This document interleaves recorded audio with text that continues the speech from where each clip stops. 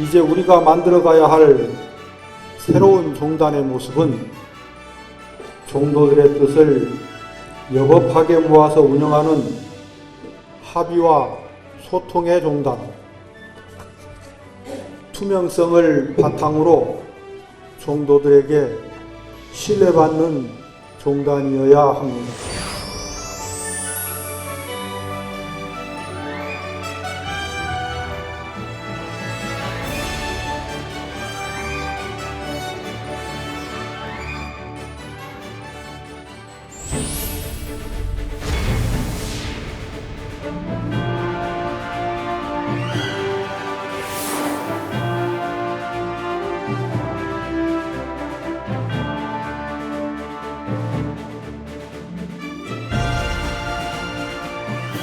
오대산에서 쌓아온 수행과 불사의 경험을 종단 전체에 회양하라는 시대의 부름을 답하는 것입니다. 열쇠를 논하는 분들도 계시지만 수행자는 계산이 아니라 선으로 나서는 사람입니다.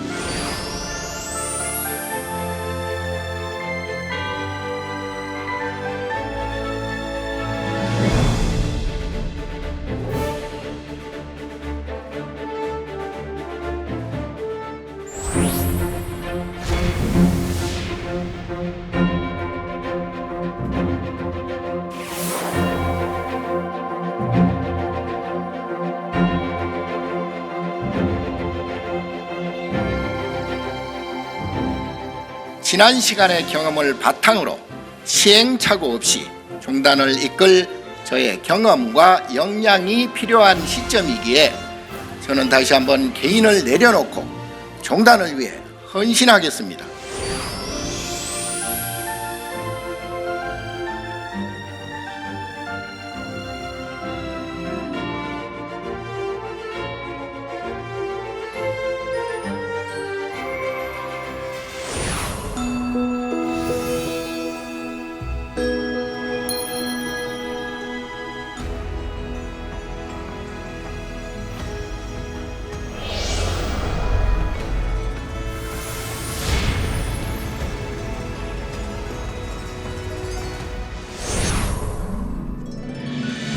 여러분 안녕하십니까? BTN 특집 대한불교 조계종 제38대 총무원장 후보에게 듣는다. 전통을 넘어 미래로 진행을 맡은 BTN 불교TV 보도국장 남동우입니다. 1700여 년이란 유구한 세월, 부처님 지혜와 자비의 가르침으로 이 땅을 밝혀온 한국불교가 지금 새로운 시대를 향한 변화의 중심에 서 있습니다. 한국불교 최대 종단 대한불교 조계종의 제38대 총무원장 선거가 본격적인 막을 올렸는데요. 종단의 안정과 화합을 바탕으로 사회적 평화와 불교의 세계화에 이르기까지 한국불교의 천년대계를 이끌 막중한 책임을 지닌 자리에 기호 1번 경우스님, 기호 2번 정념스님, 기호 3번 진우스님 세 분이 출사표를 던졌습니다. BTN 특집 대한불교 조계종 제38대 총무원장 후보에게 듣는다. 전통을 넘어 미래로에선 세 분의 총무원장 후보를 모시고 각자가 지닌 불교 중흥의 원력을 청해 듣도록 하겠습니다. 오늘 그 첫 시간 경호 스님 스튜디오에 모셨습니다.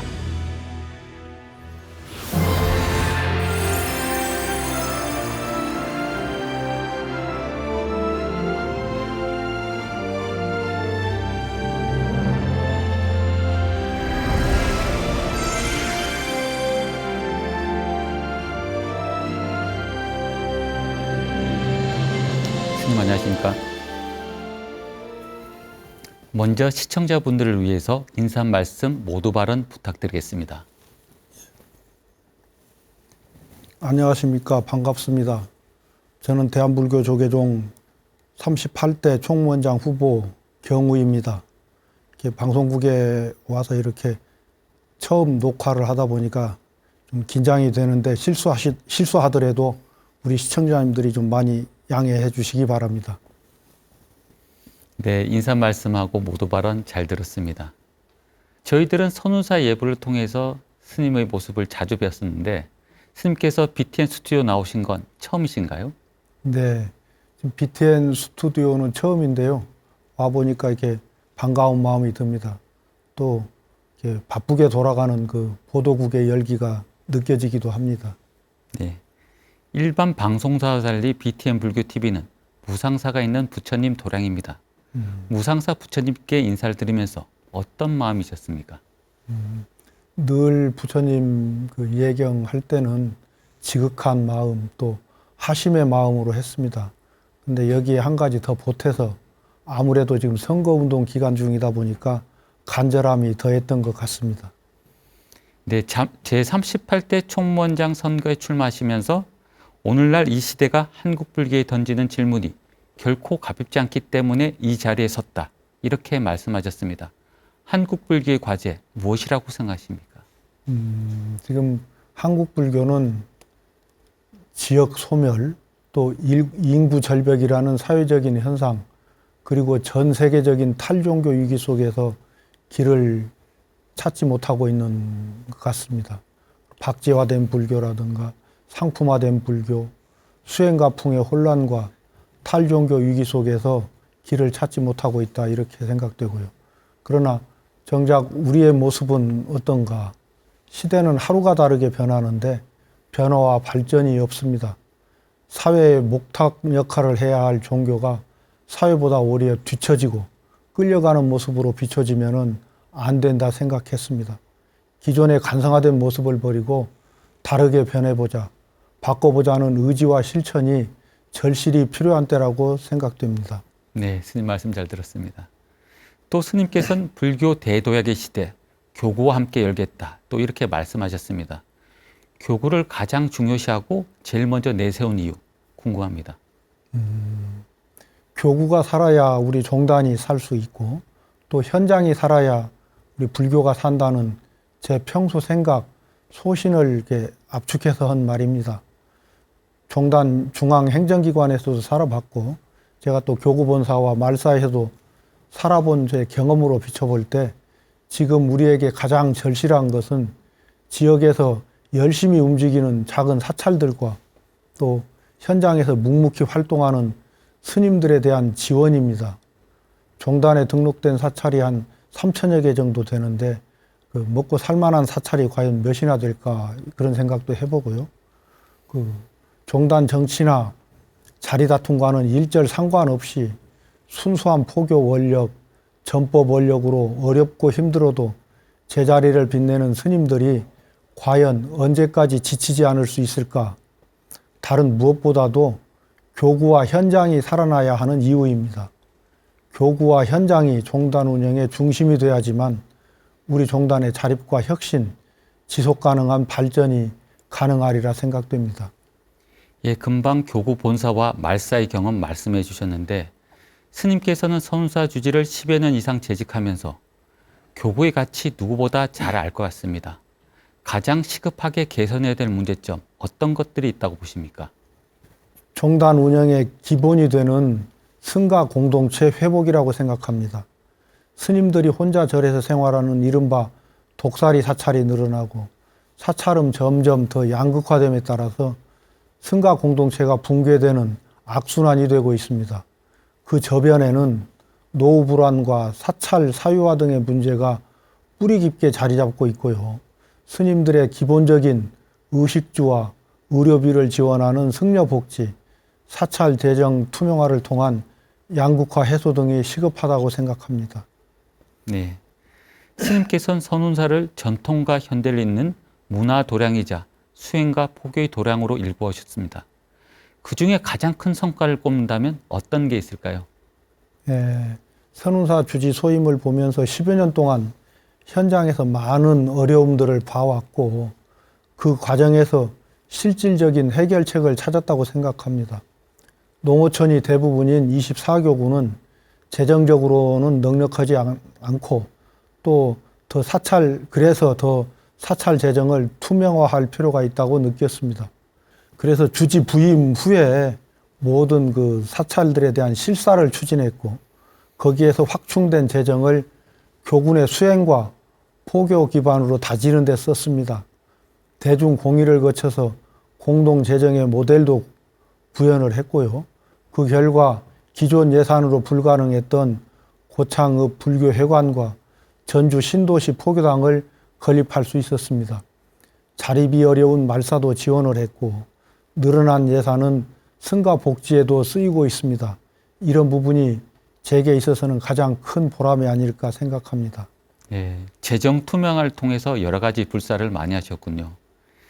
어른 스님들의 노후 수행 시설인 석상마을을 조성하고 운영하는 것도 승가복지의 한 모델이 될 수 있을 거라고 생각하는데 어떻게 생각하십니까? 우리 선운사 대중 스님들은 이제 노후 문제가 없다고 해도 과언이 아닐 정도입니다. 석상수행마을은 의료와 생활비 위주로 진행되는 일반적인 승려 복지에 주거와 수행이 보태지고 또 본사 대중과 함께 생활하기 때문에 승려로서의 유의를 지킬 수가 있습니다. 그리고 또 그러기 때문에 현장에서 포교와 기도를 이어오는 스님들이 연로하시면은 우리 선운사 석상수행마을로 이렇게 기꺼이 들어오시고 또 노후 자금을 또 사찰에 기부하거나 또 사찰을 공찰로 전환하는 등 긍정적인 효과를 얻고 있습니다. 그래서 석상수행마을의 모델은 모범적인 승려 복지 모델로서 손색이 없다고 생각하고 있습니다. 네, 잘 들었습니다. 지금부터 하나하나 스님께서 제시하신 종책을 하나 살펴보겠습니다. 스님께서는 8대 기조와 12대 종책 공약을 준비하셨는데요. 그 첫째가 전통 수행의 가풍, 시대 정신의 승화입니다. 좀 더 자세하게 설명을 해주셨으면 좋겠습니다. 예. 우리 출가 수행자에게 수행만큼 중요한 것은 없습니다. 조계종의 수행 전통은 간화선에 뿌리를 두고 있고 우리 종단의 정통성을 잃지 않으면서도 현대에 맞게 간화선을 활성화시키기 위해서 반드시 필요한 것이 종책 개발과 재정 지원입니다. 이를 계속 강화해 나가면서도 대중과 접점을 늘려가야 합니다. 우리에겐 제가 불자뿐 아니라 청년과 일반 시민도 충분히 공감하고 호흡할 수 있는 불교 자산이 있지 않습니까? 이미 많은 이들이 불교 굿즈, 명상, 템플스테이, 사찰 음식과 같은 콘텐츠에 호응하고 있습니다.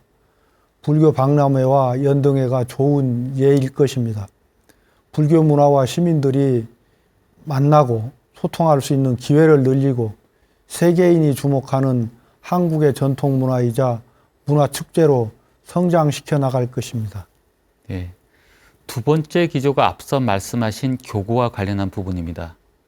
교구 중심의 획기적인 종단 운영 시스템 도입, 어떤 획기적인 시스템을 구상하고 계신 건지 궁금합니다. 그동안 교구 중심, 교구 책임 등이 많이 거론은 됐지만 현실화되지는 못했습니다. 이는 현장과 교구가 중심이 되어야 한다는 것인데 말로만 할 것이 아니라 구체화되어야 한다 생각합니다. 중앙행정조직에 집중되어 있는 권한을 각 교구로 옮겨서 재정적 지원을 하고 교구가 자율적으로 수행과 포교에 전념해야 한다는 것입니다. 10여 년간 교구장 소임을 보면서 교구가 살아야 종단이 살고 현장이 살아야 불교가 산다는 것을 절실하게 느껴왔습니다. 지역 사찰이 겪고 있는 고충과 극심한 불균형이 사찰 소멸을 부르고 있습니다. 종단 운영의 중심에 교구와 현장이 서기 위해서는 교구법 제정이 필수입니다. 교구법에는 대중공의에 기반한 합의와 협력의 공동 운영제, 교구가 실질적인 지역의 수행, 포교, 전법 공동체로 나설 수 있는 권한을 부여하고 재정 지원 및 재원 확보 근거 등을 담아야 합니다. 그래서 지역이라는 이유로 소외되는 일 없이 종도들의 뜻이 폭넓게 반영되도록 하고 말사 주지 임명권 등도 과감히 교구로 이양하고자 합니다. 교구법이 신설되면 지역에서부터 즉각적인 반응이 올 것입니다. 중앙의 여러 논의 과정을 거치지 않고도 실제 수행, 전법, 포교 분야에서 꼭 필요한 일들이 바로바로 실현이 될 것이기 때문입니다. 네, 다음 질문으로 한번 넘어가 보겠습니다. 디지털 혁신으로 AI 시대 선도, 이 부분도 상당히 궁금합니다. 디지털 대전환 시대를 이끈 대안, 무엇이 있는지 한번 말씀해 주셨으면 좋겠습니다. 네, 대표적으로 AI 행정을 꼽을 수 있겠습니다. 제가 종책으로 내세운 것 중 하나가 종단 통합 전산망 AI 종책위원회 또 불교 GPT 개발입니다.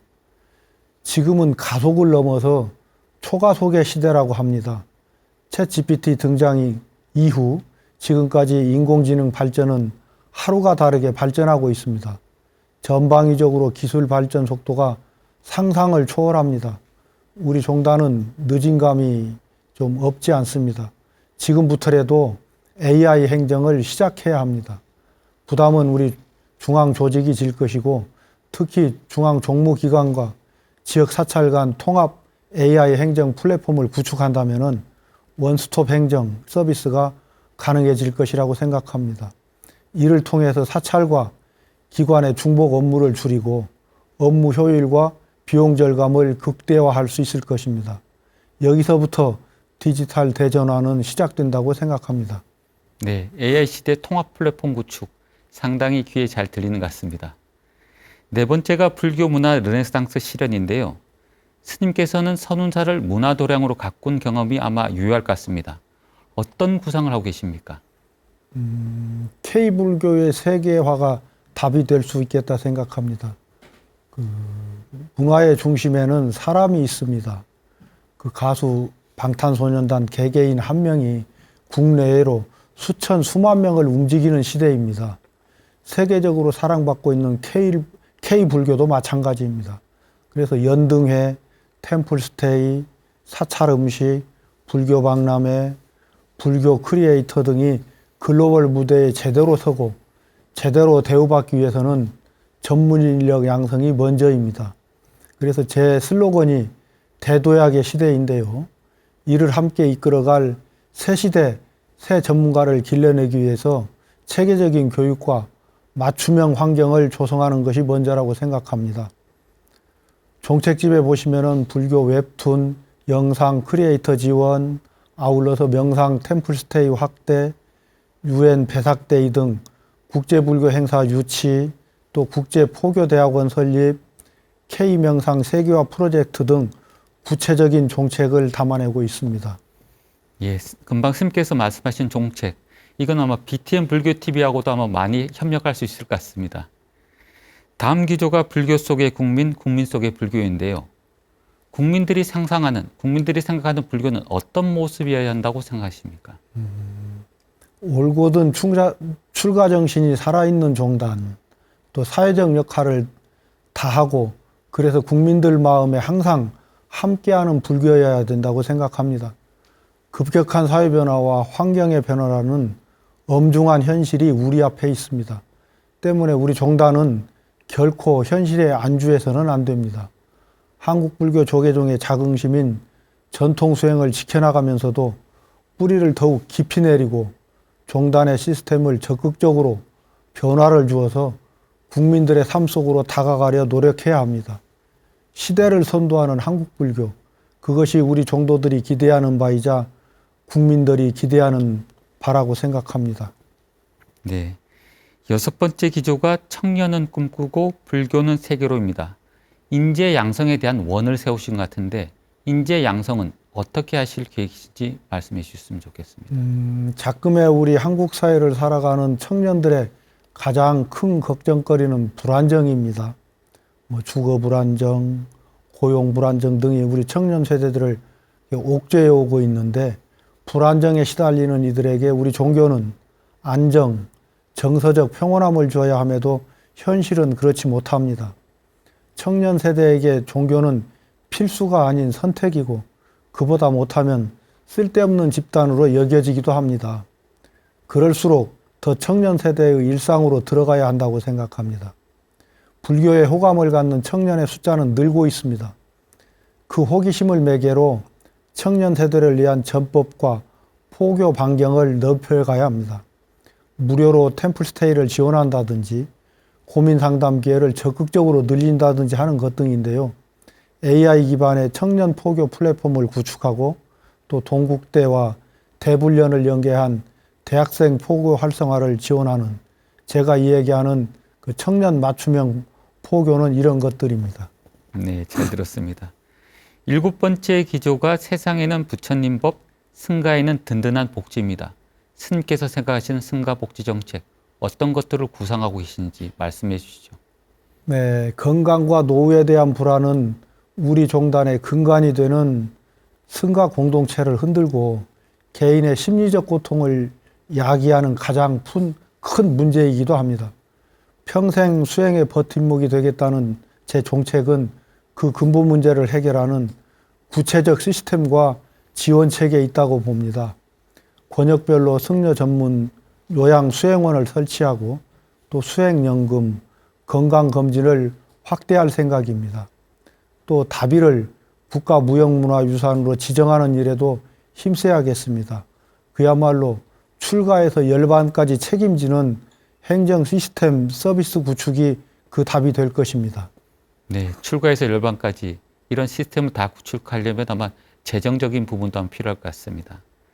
마지막으로 8번째 기조가 당당한 불교로 국가와 사회를 잇는 상생의 길 모색입니다. 스님께서는 이 길을 어떻게 모색하고 계시는지 말씀해 주시죠. 네, 지금 한국 불교는 시대 변화라는 큰 물결 앞에 있습니다. 지금의 불교로는 거대한 파고를 넘어설 수 없습니다. 우리가 만들어가야 할 새로운 종단의 모습은 종도들의 뜻을 여법하게 모아 운영하는 소통과 합의의 종단, 또 투명성을 바탕으로 종도들에게 신뢰받는 신뢰의 종단이어야 합니다. 지난 시절의 과제를 겸허히 되짚되 그 자리에 머무르지 않고 이 시대가 부여한 소명 위에 한국 불교의 희망을 힘있게 세워나가야 합니다. 스님들이 더 큰 신심과 원력으로 수행하고 포교할 수 있도록 종단의 제도와 풍토를 바꾸고 비구와 비구니가 서로 존중하며 수행과 전법의 소임을 나누고 성별이 아니라 원력과 능력으로 평가받는 그런 종단을 만들고 싶습니다. 스님께서 금방 비구니 스님들에 대한 이야기를 하셨는데요. 스님께서 제시하신 종책 가운데 주목할 부분이 바로 그 비구니 승가가 아닐까 생각합니다. 비구니 스님들 참정권 확대, 그 다음에 종무행정 참여 확대, 비구니 보시 신설 등 다양한 종책을 내세우셨는데요. 평소에 비구니 스님들 문제에 대해 많은 관심이 있었던 것 같습니다. 네, 우리 승가는 누구도 소외되지 않고 또 함께 수행하고 전법하며 책임을 나누는 그 공동체여야 한다는 생각이 구체적으로 발현된 것이 아닐까 싶습니다. 그래서 조계종의 승가 그 구성 비율을 보면은 비구니 스님들이 절반을 넘어섰습니다. 종단 안팎의 그 활발한 활동을 또 쉽게 볼 수도 있습니다. 그러나 종단 운영에서는 비구니 스님들의 참여 폭이 넓지 않는 것이 현실입니다.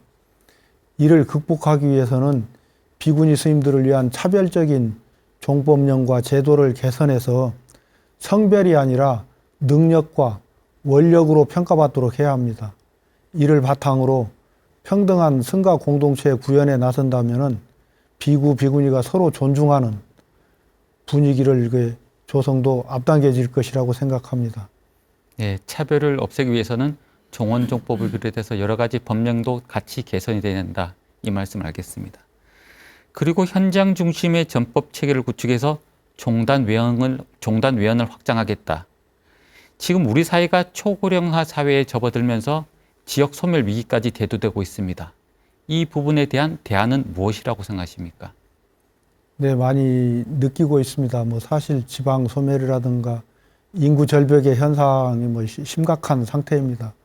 그래서 또 도시가 아니면은 젊은 사람들을 찾아보기가 쉽지 않습니다. 그래서 좀 그런 방향으로 우리 종단은 모든 정책을 좀 세워서 나가야 될 거라고 생각합니다. 네. 지금 불자들이 점점 연세가 들다 보니까 절에 가고 싶어도 가지 못하는 안타까운 현상이 발생되고 있습니다. 그래서 BTN 불교TV는 어린이부터 어르신들까지 언제든 영상을 통해서 사찰을 볼 수 있도록 준비를 하고 있습니다. 교구본사를 비롯한 전국 천년고찰들을 최첨단 디지털 기술로 기록하는 작업을 저희들의 사명이라고 생각하고 계속 작업을 하고 있는데요. 여기에 대한 스님의 조언의 말씀 부탁드리겠습니다. 네, 꼭 필요한 좋은 사업이라고 생각합니다. 그 전에 이미 시작하고 있었던 것 같은데요. BTN 불교TV에서 기획보도하는 뜰 앞에 잣나무와 같은 프로그램이 이미 그런 그 아카이브 역할을 충분히 하고 있다고 봅니다. 또 원로 대덕 스님들의 수행 이야기, 스님들이 생각하는 한국 불교의 현재에 대한 이야기를 생생히 들을 수 있어서 좋을 것 같고요. 그 이외에도 종단 여러 현장을 기록하고 새로 조명하며 역사로 남기는 일에 계속 힘써 주셨으면 고마울 것 같습니다.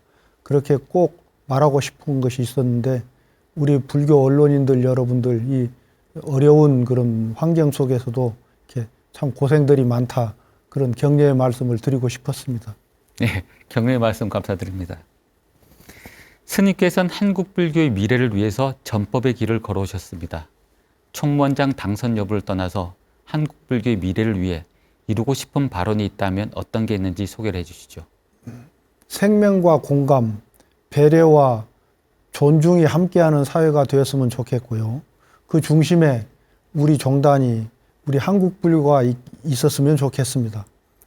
또 기술은 놀라울 정도로 발전하고 있지만은 역설적으로 사람들은 더 큰 외로움, 불안, 소외와 고립을 경험하고 있습니다. 이러한 시대일수록 불교는 고통받는 이들을 곁에 서는 종교가 되어야 한다. 법당 안에서 위로하고 전하는 데 머무르지 않고 우리 사회에 아픔이 있는 현장으로 이렇게 직접 찾아가 함께 고민하고 도움을 드려야 된다고 생각합니다. 네, 이제 마지막 질문입니다. 제38대 총무원장 후보자로서 마지막으로 각오의 한 말씀 부탁드리겠습니다. 우리 불교는 하루가 다르게 변하는 사회에 발맞춰 나가야 할 엄중한 시기를 맞고 있습니다. 1700년 역사와 전통을 계승하면서 미래를 함께 열어가는 것이 시대적 소명이기도 합니다. 중앙 중심, 종권 중심의 종단 운영은 반드시 변화해야 합니다.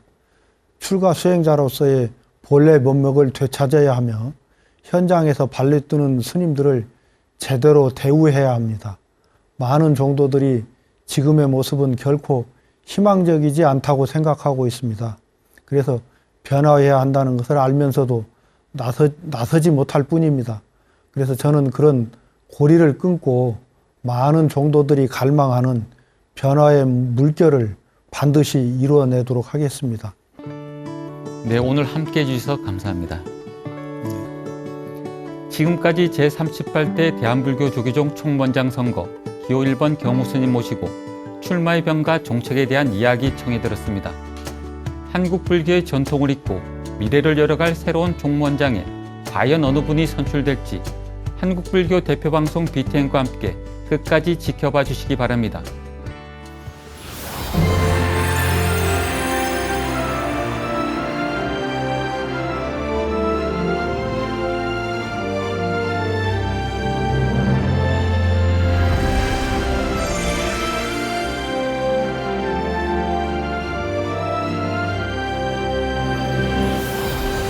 스님 안녕하십니까? 예, 안녕하세요. 먼저 시청자분들을 위해서 인사 한 말씀과 모두 발언 부탁드리겠습니다. 대한불교 조계종 38대 총무원장 후보로 입후보한 태우 정념입니다. 올여름 너무나 덥기도 하고 가전 이상기후, 기후온난화에 굉장히 걱정 많으셨고 고생하셨습니다. 이제 선선한 바람이 불어오는 가을의 절기로 접어들고 있습니다마는 우리 종단은 총무원장 선출 열기로 더워지는 그런 기류가 시작되고 있습니다. 많은 우리 불자님들, 많은 종도 여러분들이 총무원장 선거에 많은 관심을 가지고 또 응원을 하고 계신 그런 시점이라 생각이 듭니다. 아마 앞으로 우리 종단에 희망을 줄 수 있게끔 총무원장 선거가 잘 치러져서 우리 불교가 이 기술혁명의 시대에 문명의 대전환의 시대를 맞이해서 지혜롭고 또 새로운 시대에 부응하는 불교로 전환될 수 있게끔 나아가야 된다고 하는 그런 선거가 될 수 있게끔 여러분들이 함께 뜻을 모아가는 그런 선거가 되기를 갈망합니다. BTN 불교TV는 일반 방송사와는 달리 무상사가 있는 부처님 도량입니다. 무상사 부처님께 인사를 드리면서 어떤 마음이 드셨습니까? BTN이 우리 한국 불교 시청포교에 크나큰 역할을 해왔다는 이런 생각을 가지면서 도량에 들었고, 부처님 전에도 이 전환의 시대에 우리 BTN이 좀 더 온 세계를 향하는 그런 방송국으로 거듭 성장되기를 기원드렸고, 또 이제 당면한 총무원장 선거에 제 원력을 다시 한번 깊게 반조하면서 부처님 전에 기원드렸습니다. 예, BTN도 영상 포교를 위해서 더욱 진력하도록 하겠습니다. 그 38대 총무원장 후보로 가장 먼저 출사표를 던지셨는데요. 그만큼 가장 잘 준비된 후보 이렇게 봐도 될까요? 저는 5대 산 중에서 월정사 주지 교구장의 소임을 오랫동안 봐왔습니다.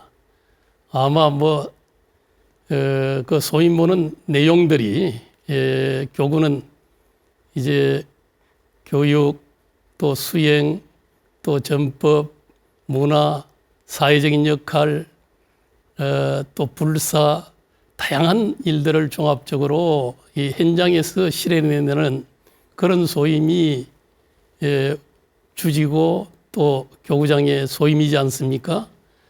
그 소임을 보면서 또 미래를 또 걱정하고 또 통찰하면서 산중이 또 내지는 한국 불교가 어떻게 나아가야 될 것인가 하는 이런 고민들을 하던 끝에 이제는 우리 종단이 이 전환의 시대에 어떻게 보면 문명 전환이라는 이 쓰나미가 밀려오는 속에 이건 잠시도 머뭇거려서는 우리 한국 불교가 쓰나미에 밀려갈 수 있겠구나 하는 이런 위중한 시기다 하는 이런 마음 속에 저도 이 한편으로는 우리 한국 불교의 전환을 통해서 쓰나미를 넘어서는 이런 한번 제 나름의 원력과 지도력을 발휘해 보고 싶은 이런 마음으로 또 종단에 그동안에 쌓아온 제 수행과 또 교구장을 살아오면서 많은 경험들을 종단 발전에 해양하고 싶은 이런 마음으로 출마를 하게 됐습니다. 네, 그런데 실은 총무원장 선거 때가 되면 항상 거론되던 후보 중 한 분이셨습니다. 이제야 출마를 선언한 계기가 좀 궁금하기도 합니다. 예, 그동안에는 아무래도 월정사 우리 교구의 또 안정과 발전 여기에 진력할 수밖에 없었고 또 시절 인연이라는 게 있지 않겠습니까? 아마 지금까지는 제가 제 출가 본사인 월정사를 중심으로 한 이 역할이 그래도 제가 오대산에서 그래도 6.25 때 전소된 이 도량을 또 복원시키고 또 시대적인 그 역할을 하는 그런 인프라 건설과 더불어서 또 이제 시대적 가치를 실현해내고 미래로 나아가는 그런 기반을 튼튼히 닦는 그런 이제 시간이었죠. 그러나 이제 한국 불교를 바라보면서 제가 제 원력 실현을 위해서 발걸음을 떼놔야 되겠다는 이런 이제 제 나름의 이제 출마에 대한 이런 원력을 세우게 됐습니다. 스님께서는 총무원장 선거 출마를 공식적으로 선언하면서 가장 먼저 수행을 중요하게 여겼습니다. 은사이신 만화대종사께서 철두철미한 수행자로 널리 알려졌는데요.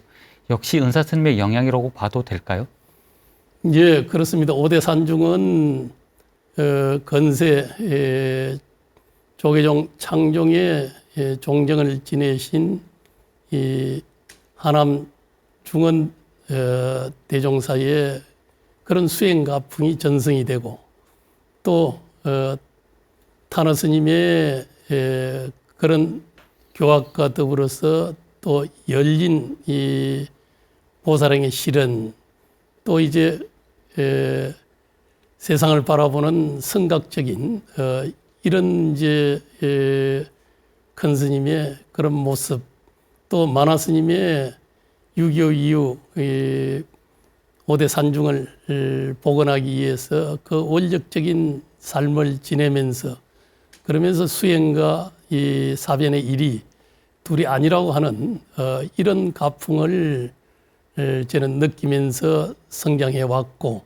저도 5대 산중에 살면서 수행과 소임이 둘이 아니고 이하사라는 것은 본래 다 둘이 아닌 속에 살아가는 그 모습이 진정한 수행자의 또 부처님의 구세 대비를 실현하는 그런 하나 삶이지 않겠나 하는 이런 생각을 하게 됐습니다.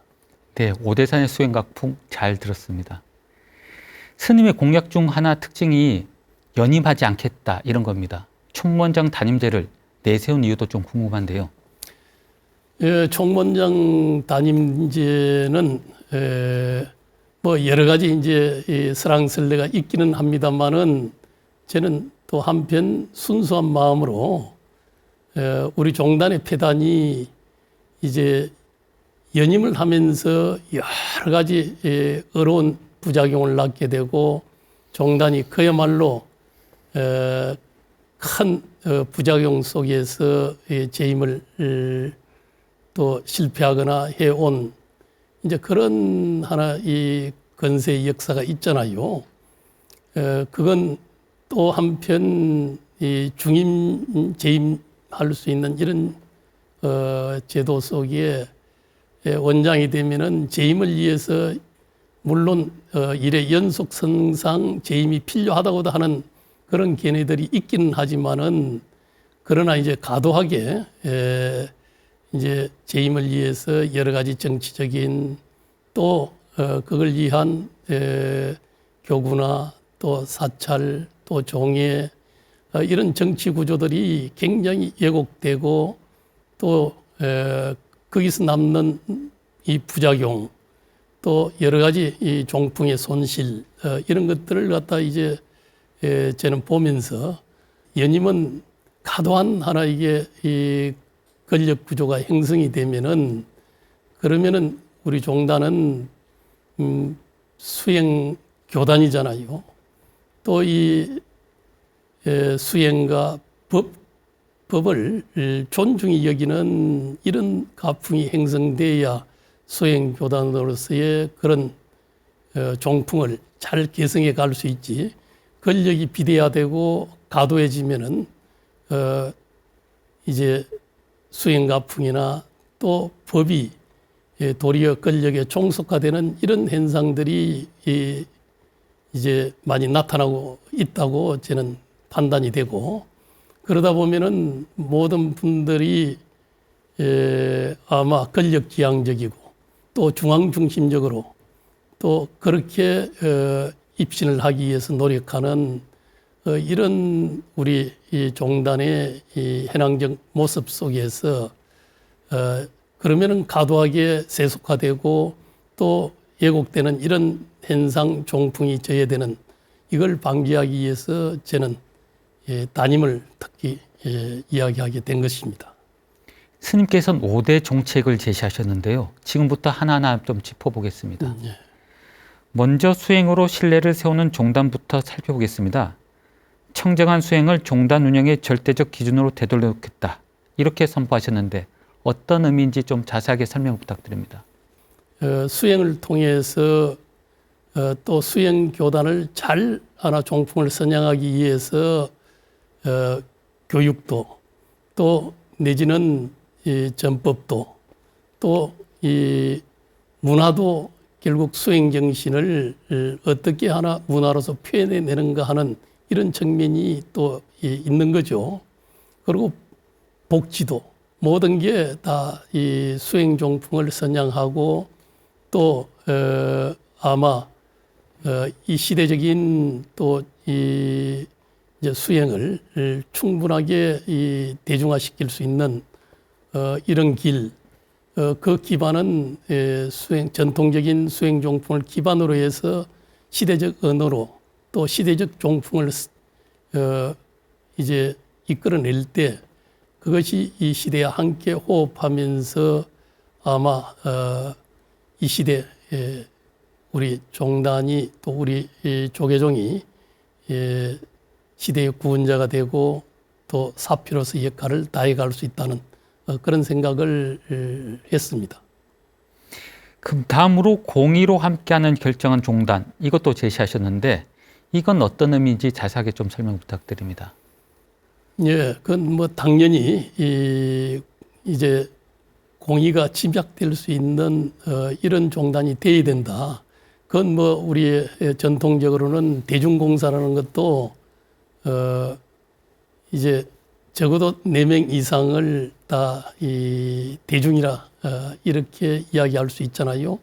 또 하나의 뭐 이제 성가의 단위가 되게 되는데 항상 같이 논의하고 수기해서 모든 것들을 그 갈마에 의해서 결정하는 이것이 전래된 우리의 이제 대중주의의 이런 이제 모든 결정의 그런 기반이 되는 거죠.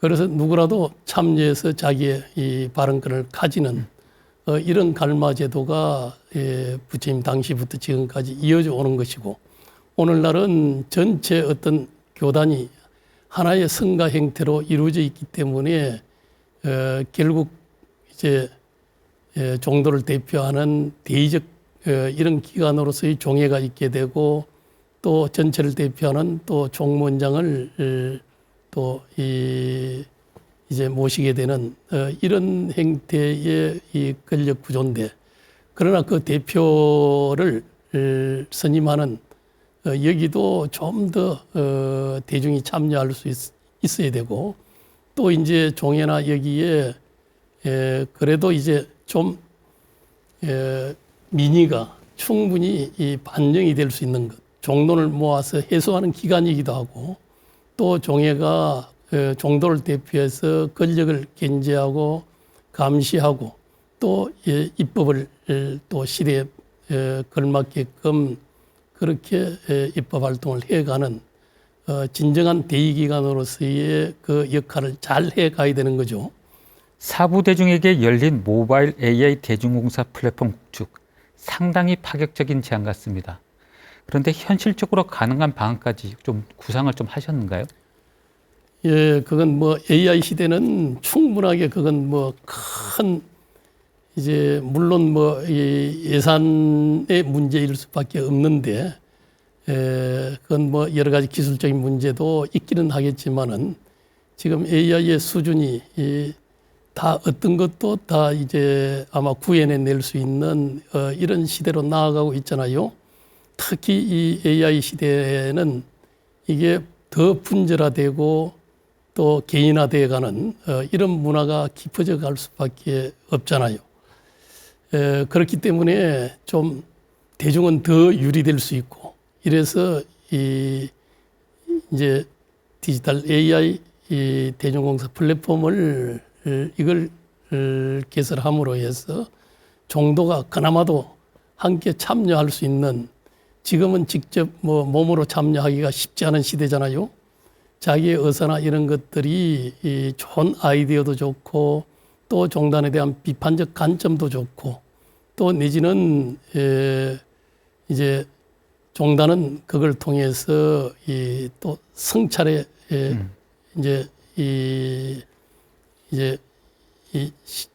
그 모습을 가질 수 있는 거거든요. 가장 하나 그래도 이 민주성의 기반은 수기성과 성찰성이잖아요. 그래서 함께 수기하는 이런 모습이 될 수 있고, 또 이제 한 행위에 대해서 집행에 대한 이런 데 대한 하나의 이제 성찰성을 부여할 수 있게끔 하는 이제 이런 효과가 있는 거죠. 그래서 그건 AI 시대의 이제 새로운 거버넌스의 모습을 그렇게 구현해 갈 수 있다는 이런 생각이 이제 듭니다. 네 번째 종책이 출가에서 입제까지 책임지는 복지입니다. 그렇다면 현재 스님들의 복지 정책에 어떤 문제점이 있다고 보시는지, 그리고 또 이 문제점들을 어떻게 해소할 것인지 좀 설명을 좀 해주시죠.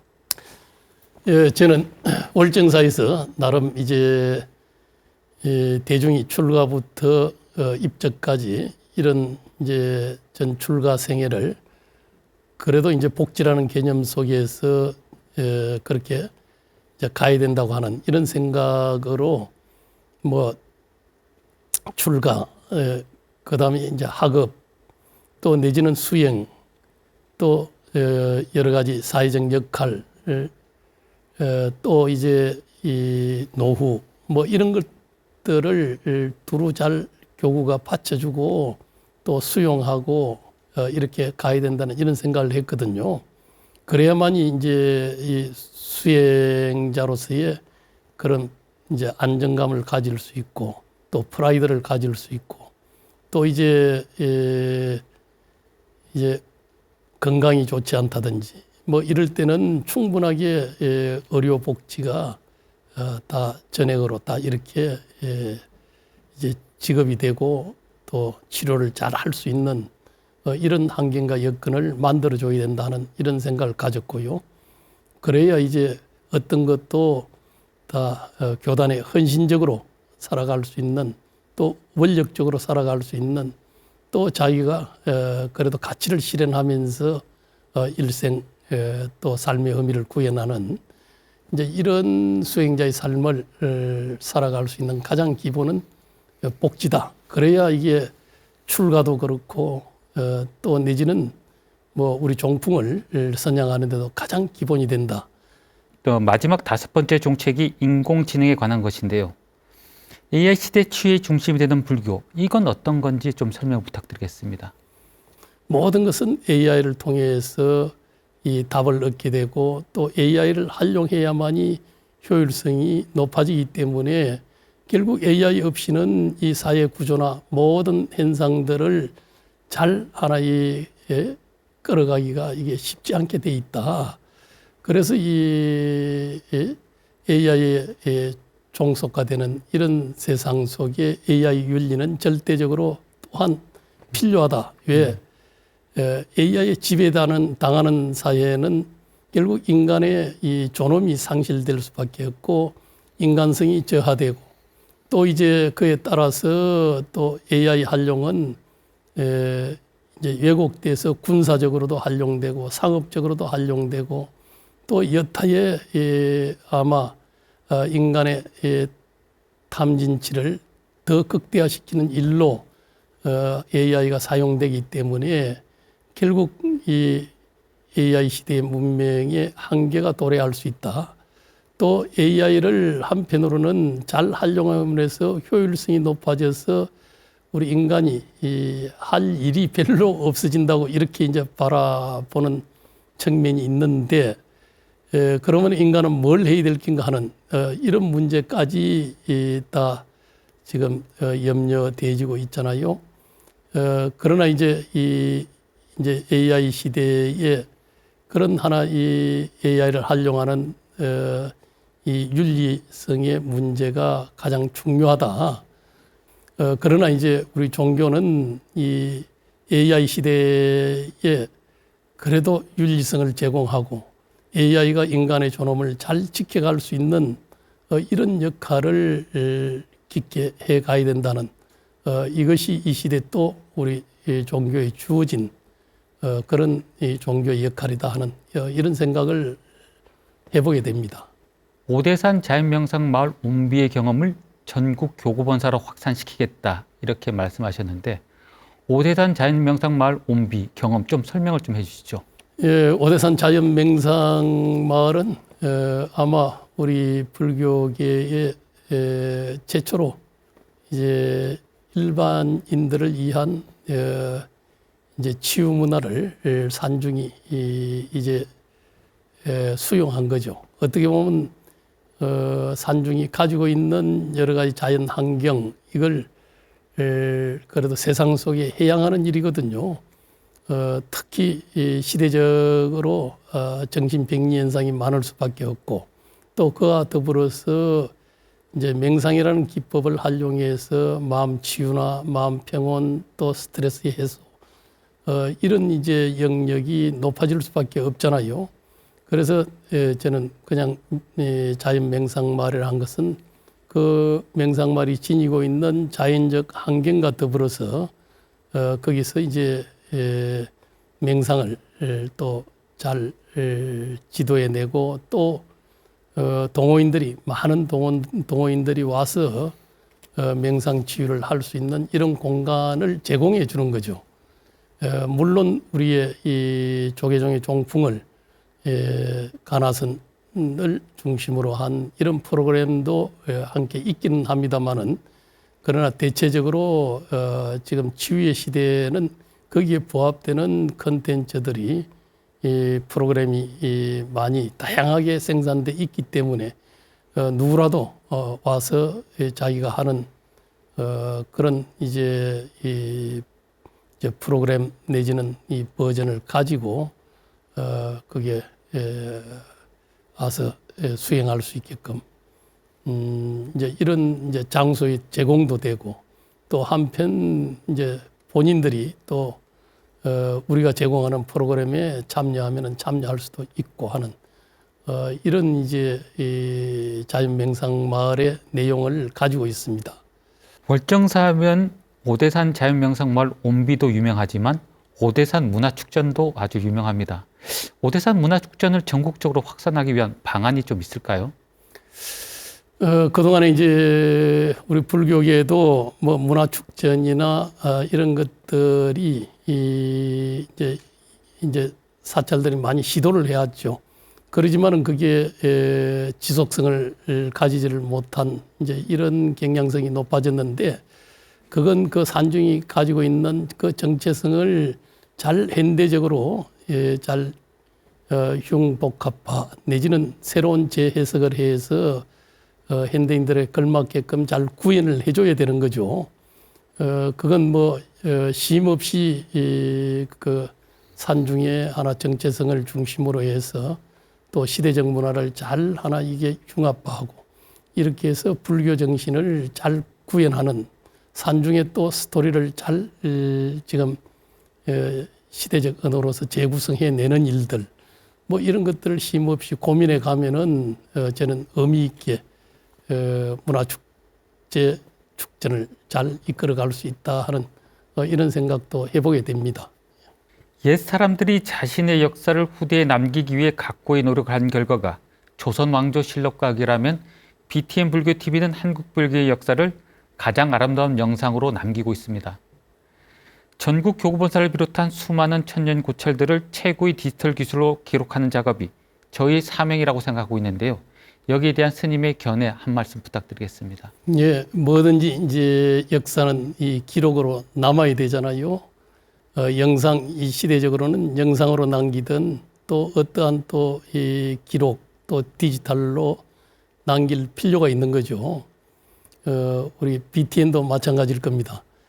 과거 초기, 지금 또 이제 영상 기술의 새로운 핵심 속에서 아마 더 좋은 이제 기록 또 내지는 영상의 내용들이 잘 하나 축적돼 가면은 그것도 미래의 큰 자산이다.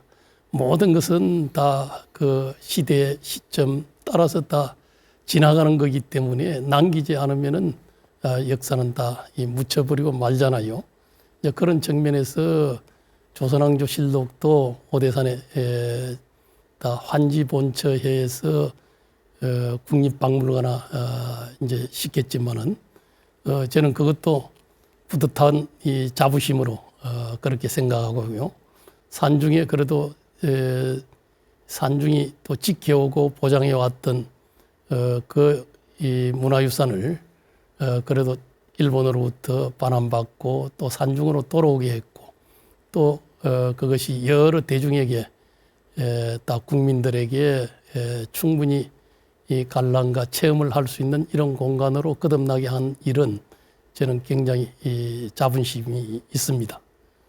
그 스님, 지금 경우 스님하고 후보 단일화에 대한 이야기가 나오고 있는데요. 여기에 대해서 스님께서 혹시 생각하시고 있는 게 있다면 좀 설명을 좀 해주시죠.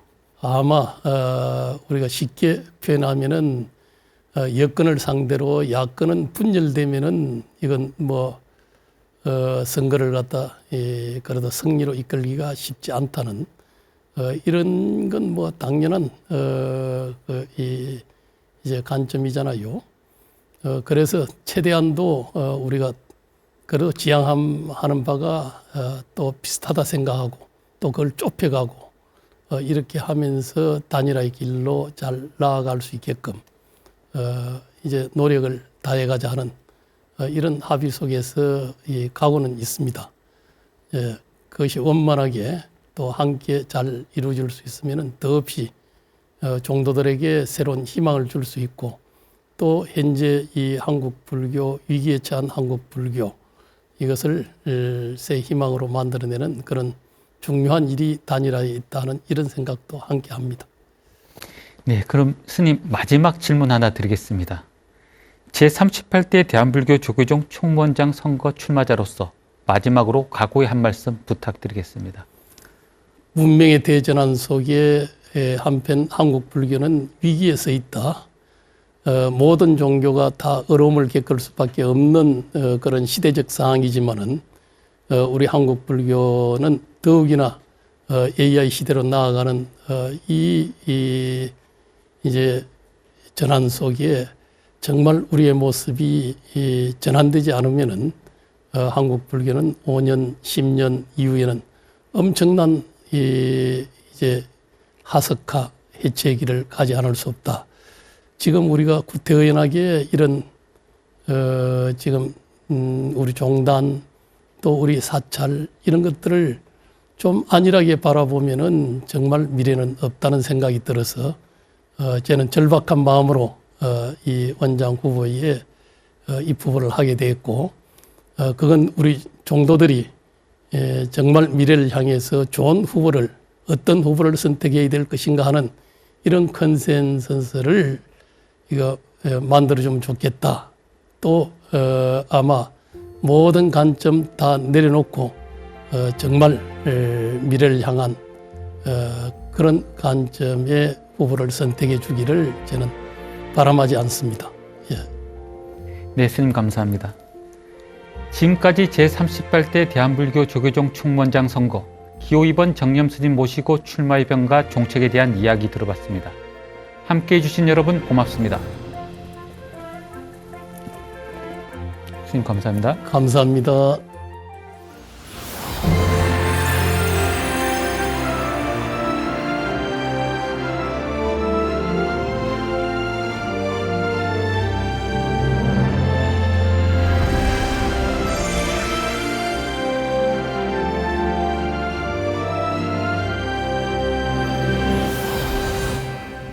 스님 안녕하십니까?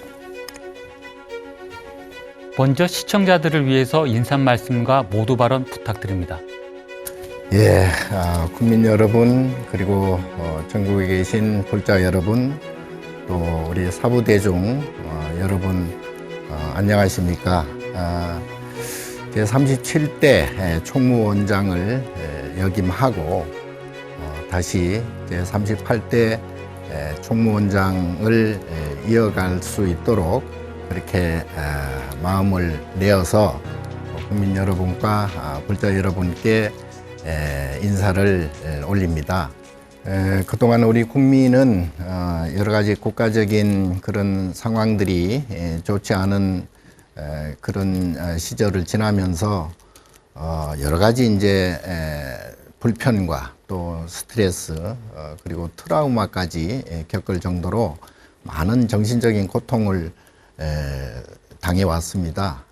이 부분을 우리 불교적인 그런 가르침에 의해서 마음의 평안을 이어갈 수 있도록 국민들에게 선명상을 통해서 제가 국민들의 마음에 평안을 드리고자 많은 노력을 했습니다.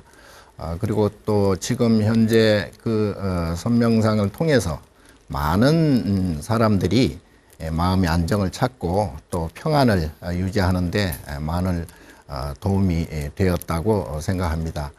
그런 측면에서 이 지금 현재 우리 불교적인 그런 호감도와 또 종단의 안정 이런 걸 바탕으로 해서 이 기조를 유지하면서 더욱 발전하고 더욱 그 중흥을 시켜서 국민들로 하여금 또 우리 불자들이 자긍심을 갖고 그리고 모든 사람들이 불교와 친근할 수 있도록 그리고 결국은 모두가 불자화 되어서 우리 사회, 우리 국가가 극락 정토를 이루는데 더욱 도약해서 중흥시키도록 하기 위해 제가 다시 한번 그 소임을 맡을 것을 결심을 하고 국민 여러분과 불자 여러분, 사부대중께 고하는 바입니다.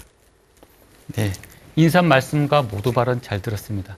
스님, BTN 불교TV에 오신 것 오래간만이시죠? 네, 얼마 전에 왔는 것 같은데요. 아, 그래요? 일반 방송사와 달리 BTN 불교TV는 무상사가 있는 부처님 도량입니다. 무상사 부처님께 인사드리면서 어떤 마음이 드셨습니까? 무상사는 글자 그대로 불교의 진면목을 함축한 그런 명칭을 붙인 것 같아요. 그래서 저는 이 스님이기도 하지만 스님이기 이전에 그 수행자로서의 그런 마음을 항상 유지하고 있습니다.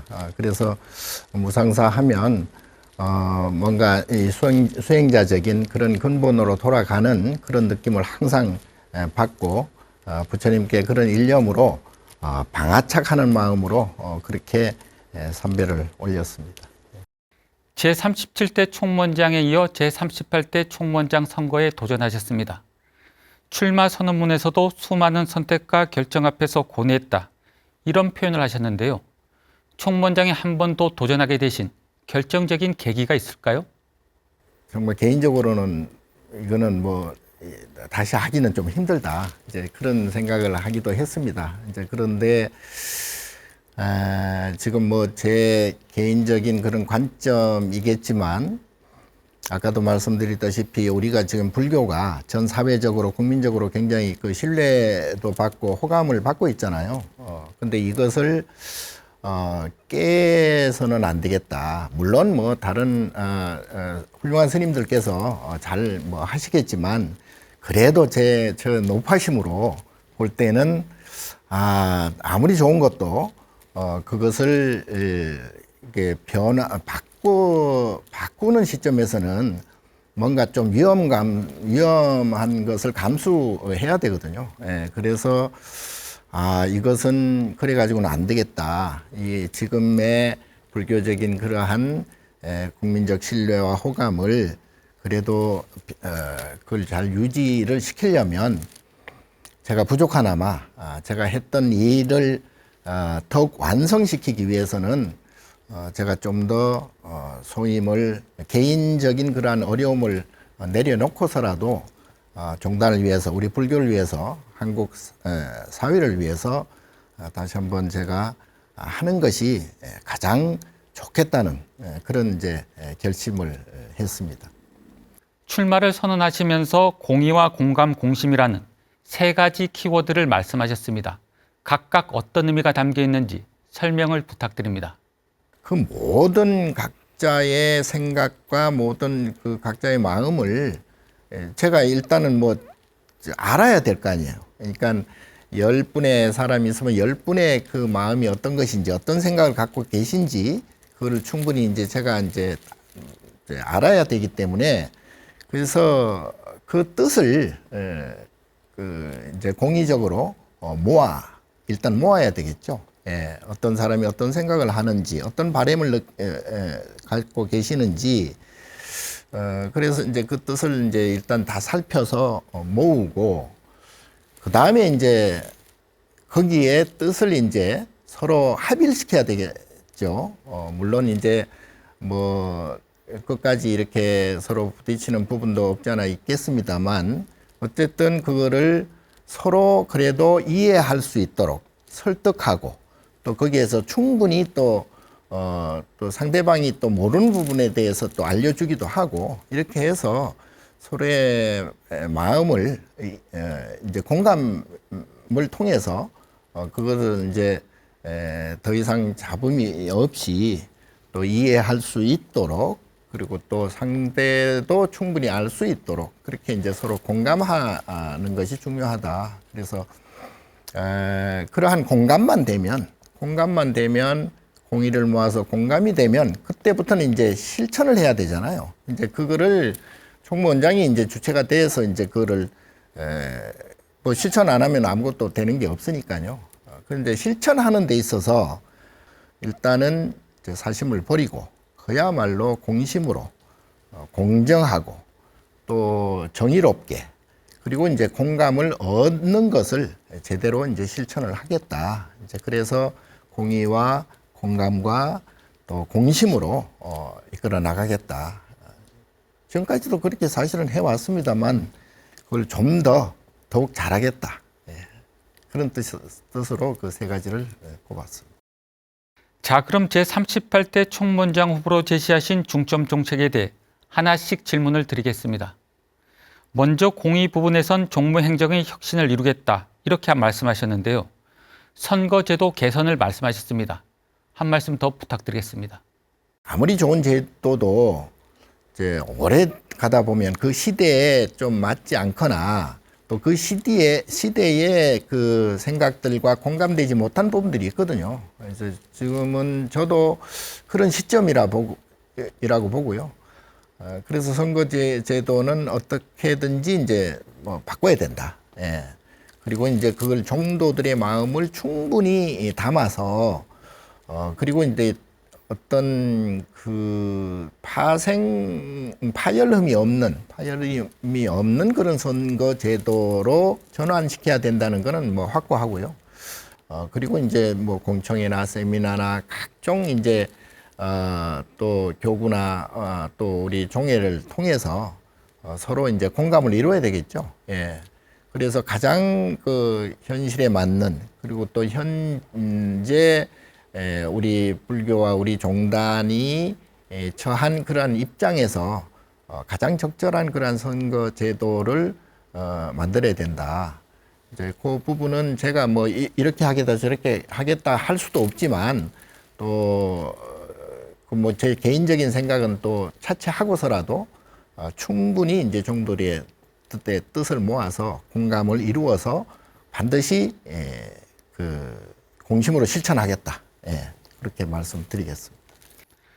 비구니 스님들의 위상 강화를 위해선 어떤 일들을 실천하실 계획이신지요? 지금 현재 이제 여러 가지 이제 비구니 스님들의 위상에 걸맞는 그런 제도를 지금 많이 이제 반영도 했지만 앞으로 더 많이 반영해야 된다라고 생각을 하고요. 이제 그런 측면에서도 아까 그 종회에 말씀드렸지만 그 이제 총무원장이 그걸 뭐 법을 뭐 초월해서 뛰어넘어서 어떻게 뭐 해야 될 일은 아니고요. 그래서 이것도 우리 종도들 특히 이제 종회 법을 만드는 그것은 이제 종회원 스님들이기 때문에 종회원 스님들에게 비구니 스님들의 위상을 한층 더 높일 수 있고 또 우리 비구니 스님들의 위상과 또 그게 걸맞는 그 소임이라든가 이런 것들을 충분히 반영을 시켜서 격상시키도록 그렇게 할 생각입니다. 승려 완전복지 실현 역시 공의에 해당할 텐데요. 출가부터 열반까지 어떻게 복지 정책을 실천하실 계획이십니까? 현실적인 어떤 그런 그 뭐 제도나 또 현실적인 그러한 수행하는 데 있어서의 이제 걸림돌들은 이제 없애야 된다는 것이고요. 그렇게 하기 위해서는 일단 이제 뭐 의식주 부분 이런 부분에 있어서는 지금 이 시대에 그걸 걱정해서는 또 안 되거든요. 그리고 또 특히 이제 종단에서 승려 복지를 위해서 지금 이제 여러 제도를 또 시행하고 있습니다. 이제 의료 지원도 많이 하고 있고요. 그리고 이제 뭐 아시다시피 이제 아미타 요양병원을 통해서 나중에 이제 스님들이 조금 그 신체적으로 어렵거나 그럴 때 이제 무료로 그렇게 모실 수 있는 그런 이제 기반을 지금 이제 마련을 했고요. 근데 이제 그럼에도 이제 출가에서부터 열반까지 저는 이제 궁극적으로 전 종도들에게 기본 수행비를 지급해야 된다라고 생각을 합니다. 그게 이제 지금 당장은 뭐 많은 그 돈은 아니겠지만 어쨌든 모든 종도들에게 있어서 이제 기본적인 그런 수행비는 지급을 해야 된다. 그리고 이제 주거 그 사찰에 이제 주거하는 문제 이런 문제도 그 단계별로 그거를 이제 법제화 시켜서 그걸 누구나 원하는 사찰, 원하는 수행 장소에서 수행을 할 수 있도록 그렇게 이제 할 생각이고요. 그리고 이제 열반하실 때도 지금 뭐 몸이 좀 불편하거나 그러면 아까 말씀하신 대로 드린 대로 그런 요양 시설을 통해서 이제 사찰 내에서도 이제 충분히 요양 시설을 갖출 수가 있거든요. 이제 그런 부분은 걱정 없이 이제 그렇게 그리고 이제 나중에 돌아가신다 하더라도 그 열반 답이 부분까지도 종단에서 책임지고 그렇게 이제 할 수 있도록 이제 할 것입니다. 이제 요렇게 하기 위해서는 지금의 종단 재정으로는 굉장히 힘들거든요.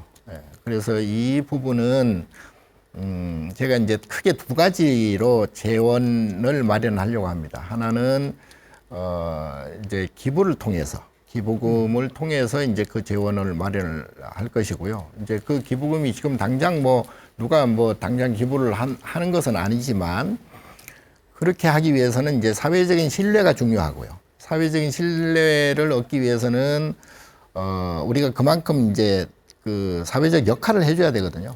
그래서 이제 우리 스님들뿐만 아니라 일반 국민들, 일반 사회에다가 우리 종단이 어떤 그 역할을 좀 해야 된다. 그 역할은 가장 약자들이라든가 또 어려움에 처한 분들이라든가 또 우리가 자비행을 할 수 있는 모든 분야를 저희 종단에서 우리 종단에서 그걸 어느 정도는 좀 책임을 지고 그 사회적인 역할을 우리가 이제 우리 고유의 불교적인 그런 자비행을 통해서 그러한 것들을 우리가 조금 책임지고 그를 해줌으로 해서 그 어렵고 또 힘든 사람들을 우리가 정말 구제해주는 그러한 이제 자비행을 통해서 사회적 신뢰를 얻고 그러다 보면 이제 우리 불자 기업이라든가 또 우리 독지가들이라든가 또 뭐 이런 분들이 우리 종단을 믿고 그렇게 이제 기부를 해줄 것으로 확신을 합니다. 이제 또 그 기부금 통해서 우리 승려 복지와 함께 또 다시 이제 사회적으로 이제 환원시켜주고 또 그 환원으로 하여금 또 사회적 신뢰를 또 얻고 이렇게 이제 선순환적인 그러한 구조로 해서 재원을 충분히 마련할 수 있다고 보고요. 또 하나는 지금 뭐 예를 들면 우리 이제 국중박에서 방가 사유상 이제 하나만 가지고도 그 1년 수익이 뭐 거의 수백억이 될 정도로 그렇게 이제 우리 불교적인 콘텐츠가 어마어마하게 많은데 우리 종단에서 그거를 충분히 이제 그 수익을 내지 못하는 부분이 있습니다. 그리고 이제 그걸 소화를 지금 못하고 있는데 이제 그런 사업적인 부분, 불교적 그리고 저 사회 공익적 그러한 사업들을 통해서 거기에서 이제 수익이 충분히 이제 날 수 있는 그러한 이제 구조를 지금 만들어서 한편에서는 기부금을 통해서 한편에서는 우리 종단에서 그러한 불교적인 수익 사업을 통해서 그 재원을 충분히 이제 마련을 할 수가 있다. 이제 그렇게 되면 그 재원으로 하여금 이제 아까 말씀드린 대로 우리 스님들 뭐 수행비 지원도 가능하고요. 그리고 이제 수행하는데 어려움이 없도록 그렇게 하고 그리고 이제 사찰들도 어려운 사찰들이 많습니다. 그래서 그런 사찰들에게 이제 금전적인 지원도 또 가능하고요. 그리고 이제 신행단체나 신도단체들에게도 지원이 이제 지금 포교 전법을 하는 데 있어서도 정말 참 속된 발상인지는 모르겠습니다만 돈이 없이는 굉장히 어렵습니다. 그래서 종단적으로 이러한 재원을 충분히 마련을 해서 그것을 이행을 해야 이제 포교도 정말 잘 될 것이다. 그래서 일단은 저는 가장 중요한 게 이제 재원 마련이 아닌가 이제 그렇게 생각을 합니다. 승려복지나 포교 이 모든 것들이 재정 확충이 아마 관건이 될 것 같습니다. 중앙의 권한을 교구에 과감히 이양하겠다 이런 발표도 하셨습니다. 구체적으로 어떤 구상을 하고 계신지 궁금합니다. 아마 총무원에서 도움을 오히려 교구에서 줄 게 오히려 더 많을 것으로 생각을 합니다. 또 총무원에서 당연히 또 그렇게 해야 되고요. 그런 부분이 이양이라는 것보다도 오히려 교구에서 하지 못하는 일을 총무원에서 충분히 도와줘서 교구가 정말 자율적으로 교구가 운영이 되고 그리고 이제 포교 활성화에 있어서 그렇게 활성화할 수 있도록 그렇게 뭐 충분히 할 것입니다. 이제 다음 키워드인 공감으로 넘어가 보겠습니다. 불교 정신 문명의 세계화를 제시하면서 담선 대법회 봉행 정례와 명상의 국제적 확대를 말씀하셨습니다. 자세한 설명 부탁드리겠습니다. 한국의 선명상이 세계 정신 문명을 좀 이끌어간다. 이제 정신 문명을 이끌어가는 가장 쉬운 방법이 바로 이제 마음 운동이다. 마음 운동을 펼쳐나간다. 그게 바로 이제 선명상이라고 한다. 그래서 이제 세계화 시켜 나가다 보면 현대의 한국의 세계 정신 문명을 한국이 충분히 이끌어갈 수 있다. 그렇게 생각을 해서 이것을 앞으로는 정말 한국 불교 우리 종단의 트렌드로 그렇게 만들어갈 생각입니다. 스님 종책 중에 AI 뉴미디어 포교를 위한 전담기구, 이 상당히 흥미롭습니다. 근데 이 기구에는 어떤 인력들을 어떻게 배치해서 또 어떻게 성과를 내실 계획인지 이것도 좀 궁금합니다. 문제는 AI도 아시다시피 이게 이제 지 스스로 모든 것을 다 알아서 하는 것은 아니잖아요. 처음에 인간들이 필요에 의해서 여러 가지 정보를 입력시키고 학습을 시켜서 그것을 통해서 AI가 이제 그거를 빠른 시간 내에 종합해서 이제 답을 해주는 거잖아요. 이제 그 답을 통해서 우리가 이제 또 여러 가지를 이용을 하고 있는데 저희도 우리 불교적인 것을 정확한 그러한 정보, 정확한 내용을 정확하게 알려줄 수 있도록 하는 것이 중요해요. 그렇게 하기 위해서는 AI를 훈련을 시켜야 되고요. 학습을 시켜야 되고요. 그리고 그 정보를 정확하게 입력시켜야 됩니다. 이제 그런 부분, 그리고 이제 경전을 비롯해서 불교 역사, 또 불교 문화, 뭐 어마어마한 이 불교 콘텐츠들을 AI에게 어떻게 빨리 그 정확한 정보를 학습시키고 입력시키느냐. 이게 가장 중요하거든요. 이게 이제 앞으로의 미래 불교에 있어서 어디가 중심 역할을 하는지 가늠을 할 수가 있거든요. 그래서 그거를 저희 종단에서는 지금 이제 예를 들어 동국대 불교학술원에 이제 교수들 연구진들이 많습니다. 그분들을 이제 학습시키는데 활용하기 위해서 지금 뭐 예산 문제라든가 이런 것도 이제 어느 정도 협의가 되고 있고 또 반영이 또 된 것도 있습니다. 그래서 우리 종단 또를 종단이 앞장서서 그야말로 그 정광석화 같이 그리고 이제 대량으로 그걸 입력시키고 학습시키고 하는 것이 이제 그래서 거기서 누가 AI에게 불교적인 질문을 하더라도 정확한 답변을 할 수 있도록 그리고 쉽게 할 수 있도록 그렇게 이제 만들 예정이고요.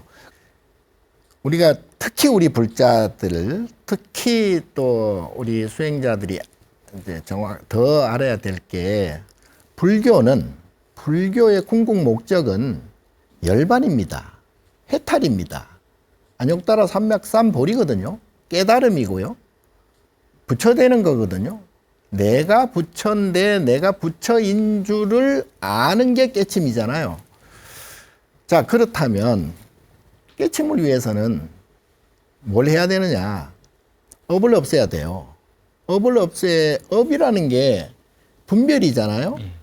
하나가 생기면 다른 하나가 생긴다. 즐거움이 생기면 괴로움이 생긴다. 요 두 가지를 뛰어넘는 게 중도고, 또 그 중도가 바로 깨침이고 견성이고 안욕따라 삼맥삼보리, 성불이에요. 자, 그렇다면 고통을 없애는 것. 부처님도 고통을 없애기 위해서 출가를 하셨거든요. 이고등락하기 위해서, 고해를 벗어나기 위해서. 자, 그러면 아무리 AI가 발달을 하고 해도 저는 지금의 AI는요, 옛날 서유기에 나오는 손오공이 훨씬 뛰어나다고 봅니다. 그럼에도 불구하고 손오공도 괴로움을 벗어날 수가 없었어요. 그래서 삼장법사, 현장법사가 손바닥 안에 있다라는 것이고, 손오공도 아무리 재주가 좋고, 그리고 세상이 아무리 좋아져도 괴로움은 없어지지 않습니다. 욕심이 있는 한. 그러면 우리의 불교의 궁극적인 목적은 괴로움을 없애는 것인데, 업을 업장소멸하고 업을 없애는 생각은 안 하고 자꾸 AI한테 뭘 기대고 AI가 뭘 어떻게 세상을 천지개벽을 시키는 것처럼, 그리고 AI가 나를 어떻게 조종하는 것처럼, 그건 별개거든요. AI는 그냥 인연의 연기적 과정일 뿐이에요. 예. 옛날에 전기불 발견했을 때 그때 난리가 났고 그게 세상을 다 비출 것처럼 했지만, 자동차 그 사고 나는 걸 겁이 나가지고 자동차를 안 하는 건 아니잖아요. 마찬가지로 AI도 여러 가지 폐해도 많겠지만 그러한 폐해를 어떻게 최소화하느냐, 여기에 초점을 맞춰야지 AI한테 우리가 종속되거나 또 너무 겁을 낸다거나, 그게 무슨 크게 세상을 어떻게 바꾼다거나 이런 건 아니에요. 그러니까 거기에 대해서 너무 이제 비중을 크게 둘 필요는 없다고 보고요. 이제 문제는 내가 괴로움에서 어떻게 벗어나느냐. 이게 이제 불교의 본질이기 때문에 이거를 착각해서는 안 된다. 예. 그래서 내가 성불하기 위해서, 내가 고통을 없애기 위해서 어떻게 AI를 이용할 것인지, 요게 초점이 돼야 된다. 그런 말씀을 꼭 드리고 싶습니다. 네, 스님 잘 들었습니다. 수행 환경과 도제 양성의 대혁신을 이루기 위해서 각계 전문가를 영입한 최고의 한국불교 연구소 설립과 온라인 승려교육 도입과 플랫폼 구축을 제시하셨는데요. 한국불교 연구소는 어떤 곳으로 구상하고 계신가요? 앞으로 조계종 연구소는 정말 세계적인 불교 연구소를 지향을 하면서 각종 불교가 어떻게 하면 가장 효과적으로 포교를 할 수 있는지, 교육을 할 수 있는지, 그리고 이제 종단을 어떻게 이제 이끌어 가야 될 것인지에 대한, 거기에 대해서 이제 충분히 이제 연구를 이제 그 기능을 할 수 있도록 만들 것이고요. 이제 그렇게 하기 위해서는 이제 전문가들이 필요하잖아요. 그러니까 우리 종단 내에 물론 이제 스님들도 있고 여러 가지 이제 요소요소의 전문가들이 많기는 하지만, 그래도 이제 지금 사회적으로 가장 권위 있는 그러한 분야별 전문가들을 우리하고 이제 좀 연결을 시키고 그분들의 도움을 또 받고, 또 그분들에게 충분한 이제 또 보상을 또 해줄 수 있는 그러한 시스템을 이제 만들어서 정말 우리 조계종 연구소가 우리 종단에 있어서 가장 핵심적인 그런 역할을 할 수 있도록 그렇게 이제 만들 생각으로 있습니다. BTN은 개국부터 지금까지 전국 교구본사를 비롯한 수많은 천년 고찰들을 최고의 디지털 기술로 기록하는 작업을 사명이라고 생각하고 있습니다. 여기에 대한 스님의 견해를 부탁드리겠습니다. 그 교구 본사라든지 또 우리 문화유산을 보유하고 있는 사찰들, 또 각기 또 기도, 또 암자, 기도처, 암자 등등에 대해서 그 사찰에 대한 그 영상들을 전부 이제 또 확보해 계시고, 또 지금도 계속 이렇게 더 좋은 영상을 만들기 위해서 확보해 나가는 데 대해서는 정말 총무원장으로서 감사를 드리고, 또 두고두고 이제 그런 부분에 있어서는 우리 종단과 같이 이제 협업을 또 해서 더 좋은 그러한 영상들과 그런 기록들이 남겨질 수 있도록 저도 뭐 최대한 지원을 하겠고요. 이제 같이 함께 늘 협의하면서 그렇게 우리 국민과 불자들을 위해서 그렇게 그 부분을 책임져 주시면 감사하겠습니다. 그럼 마지막 질문을 드리겠습니다. 제38대 대한불교 조계종 선거 출마자로서 각오의 한 말씀 마지막으로 부탁드리겠습니다. 예, 사실 제가 다시 이 총무원장을 소임을 맡게 되기까지는 정말 개인적으로 결심하기가 굉장히 어려웠습니다. 이제 그럼에도 불구하고 먼저 말씀드린 대로 한국 불교가 더욱 그 중흥되고 또 국민들의 마음의 안식처가 되고, 또 우리 종단의 모든 사부 대중들께서도 긍지를 가질 수 있는 그러한 종단을 만들기 위해서 제가 뭐 건방진 말씀이지만 꼭 필요한 것이 아닌가. 예. 그래서 지금까지 읽어놓은 그러한 그 씨앗들을 잘 이제 발아 증장시켜서 꽃을 피우고 열매를 맺을 수 있도록 그렇게 최선을 다하겠다는 그런 말씀을 드리겠습니다. 네, 말씀 잘 들었습니다. 기호 3번 진우 스님 모시고 출마의 변과 정책에 대한 이야기 들어봤습니다. 출가 수행자로서 깊은 신심과 원력으로 상구볼이 하와 중생의 한길을 걸어온 걸 확인할 수 있었는데, 어떤 분이 대한불교 조계종 제38대 총무원장으로 선출돼 한국불교 중흥의 새 역사를 이끌어 나갈지 새로운 총무원장의 탄생, 한국불교 대표방송 BTN과 함께 끝까지 지켜봐 주시기 바랍니다. 대한불교 조계종 제38대 총무원장 후보에게 듣는다. 전통을 넘어 미래로 함께해 주신 여러분 고맙습니다.